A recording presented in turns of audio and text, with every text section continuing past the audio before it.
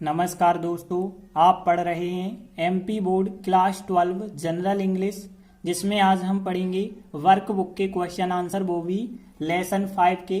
तो देखिए, लेसन 5 में जॉन बोर्डन नाम के राइटर हैं। इनने अपनी फिलॉसफी का वर्णन किया है, मतलब इनने अपना जो जीवन काल है, जीवन काल में कौन कौन से सिद्धांत अपनाने चाहिए, सब कुछ बताया है। तो इन्हीं पर आधारित हम क्वेश्चन करते हैं। तो देखिए, पहला क्वेश्चन जो 2019 में आया हुआ क्वेश्चन है, मतलब आईएमपी है। तो देखिए 15वां क्वेश्चन क्या है, व्हाट डिड वुडन। अब यहाँ वुडन का मतलब है जॉन वुडन नाम के जो राइटर हैं उनकी बात हो रही है। तो यहाँ जो वुडन थे वो क्या या किस चीज पर, ऑलवेज मतलब हमेशा, फोकस मतलब होता है केंद्रित करना या ध्यान लगाना, और ऑन मतलब होता है पर। तो जॉन वुडन जो नाम के लेखक हैं वो हमेशा किस चीज पर फोकस करते थे। तो यहाँ पे इस लेसन में बताया गया है जो जॉन वुडन थे वो हमेशा चाहते थे कि कोई भी काम है आज ही कर लेना चाहिए, हमें आज पर ही फोकस करना चाहिए। तो देखिए आंसर में बताया गया वुडन हमेशा आज पर ही फोकस करते थे। अब देखिए बहुत सरल सा आंसर है, क्योंकि आपको पता है आज के लिए टुडे कहा जाता है। बस एक शब्द ही आपको टुडे यहाँ पे जोड़ना था, लेकिन फिर भी आप क्रम से समझें अच्छे से। तो देखिए वुडन ऑलवेज हो जाएगा, वुडन हमेशा, और फिर फोकस करते थे पास्ट सिंपल है। सब्जेक्ट के बाद सीधा सेकंड फॉर्म आता है, तो फोकस का सेकंड फॉर्म फोकस्ड होता है। डबल एस करके ईडी जोड़ना है, ध्यान रखना है। वुडन ऑलवेज, वुडन हमेशा, ये लिखा है वुडन ऑलवेज, और फिर आ जाएगा फोकस्ड सेकंड फॉर्म, मतलब यहाँ डबल एस ईडी फोकस्ड होगा, और ही के लिए कोई शब्द नहीं लिखते हैं। ऑन, ऑन मतलब पर, ये लिखा है, और फिर टुडे मतलब आज पर। तो वुडन ऑलवेज, वुडन हमेशा, फोकस्ड ऑन टुडे। तो देखिए आंसर बनाया गया wooden always focused, second form double S ED हो जाएगा। ऑन टुडे मतलब आज पर ही फोकस करते थे, वो चाहते थे कि कोई भी काम हमें कल पे नहीं छोड़ना चाहिए, आज ही कर लेना चाहिए। इसके बाद देखिए अगला 16वां क्वेश्चन 2014 में आया हुआ क्वेश्चन है, तो यह भी आईएमपी क्वेश्चन है। तो देखिए 16वां क्वेश्चन क्या है, फ्रॉम व्हाट मतलब यहाँ किस चीज से वुडन ने क्रिएट मतलब उत्पन्न किया, निर्मित किया, द मेजर पोर्शन मतलब मुख्य भाग, ऑफ हिज मतलब अपनी, कोचिंग फिलॉसफी मतलब उसके पूरे जीवन का तरीका या पूरे जीवन का दर्शन शास्त्र कह सकते हैं। तो यहाँ पे क्या पूछा गया है, वुडन ने अपनी कोचिंग फिलॉसफी के मुख्य भाग का निर्माण कहाँ से किया।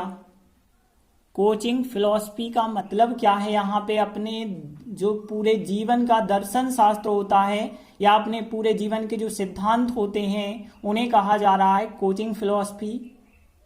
तो यहाँ पे जॉन वुडन कहते हैं कि हमें कोई भी दिन बेकार नहीं जाने देना चाहिए, हर एक दिन को बिल्कुल विशिष्ट बना देना चाहिए, एक मास्टरपीस बना देना चाहिए।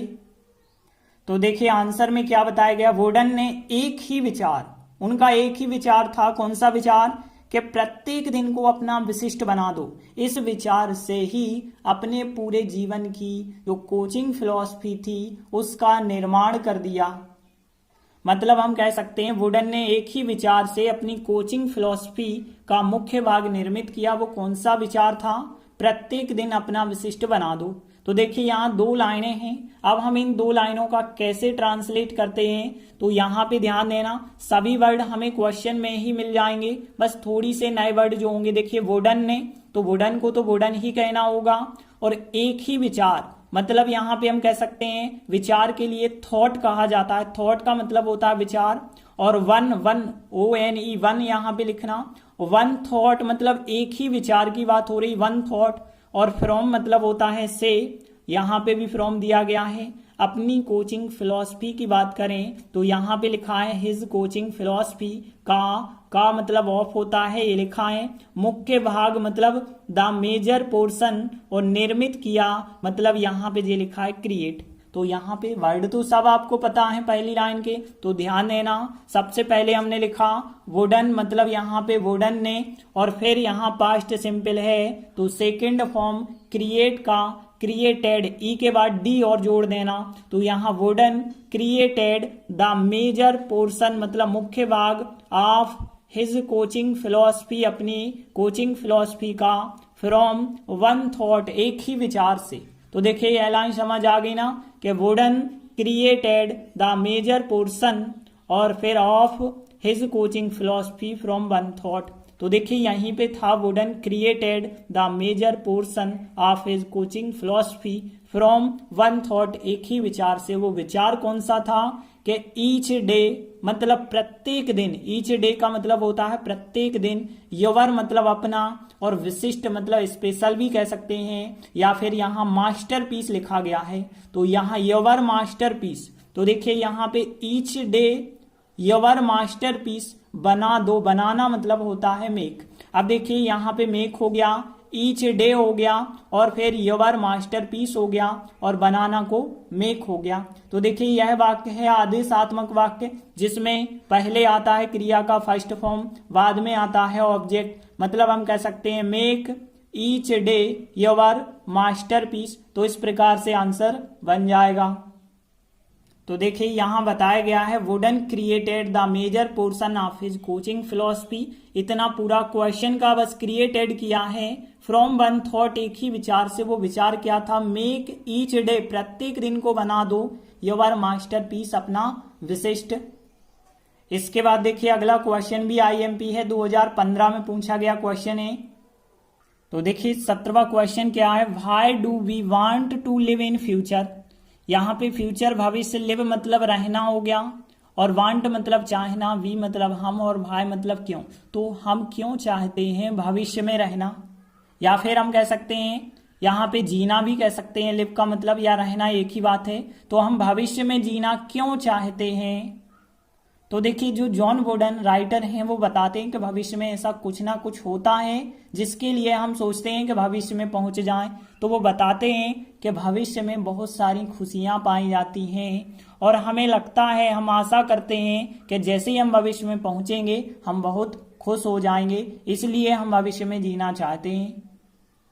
तो देखिए यहाँ आंसर बताया गया, हम भविष्य में इसलिए जीना चाहते हैं क्योंकि खुशियां भविष्य में ही पाई जाती हैं, और हम आशा करते हैं कि हम भविष्य में खुश हो जाएंगे। तो देखिए यहाँ पे अब हम इन 3 लाइनों को कैसे ट्रांसलेट करते हैं।